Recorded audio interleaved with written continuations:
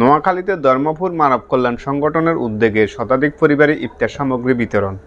নোয়াখালীর সদর উপজেলার ৭ নং ওয়ার্ড ধর্মপুর ইউনিয়নে ধর্মপুর মানব কল্যাণ সংগঠন ও বিশিষ্ট সমাজসেবক ও তরুণ আইনজীবী অ্যাডভোকেট এম.এস. মোহাম্মদ হানিফের সার্বিক তত্ত্বাবধানে শতাধিক পরিবারের মাঝে ইফতার সামগ্রী বিতরণ করা হয়েছে।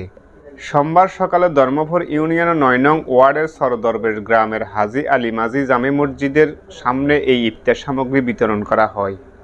এতে হাফেজ মাওলানা ইউনুসের সভাপতিত্বে উপস্থিত ছিলেন নোয়াখালী জেলা জিয়া সাইবার ফোর্সের মানবাধিকার বিষয়ক সম্পাদক আমজাদ হোসেন, সাউথ বাংলা হাসপাতালের উপব্যবস্থাপক নূর মোহাম্মদ, ধর্মপুর ইউনিয়ন ৯ নং ওয়ার্ড বিএনপির সভাপতি মোহাম্মদ ইউসুফ, যুবদলের সভাপতি মোহাম্মদ ইমরান, আবুধাবি প্রবাসী মোহাম্মদ সালাউদ্দিন, হাজী আলী মাঝি সমাজের সেক্রেটারি আবুল হোসেন, সর দরবেশ নুরানি তালিমুল মাদ্রাসার মহাতামিম আব্দুল কাইয়ুম, নাসির উদ্দিন রকি, মোহাম্মদ ফখরুল সহ সংগঠনের আরও অনেক।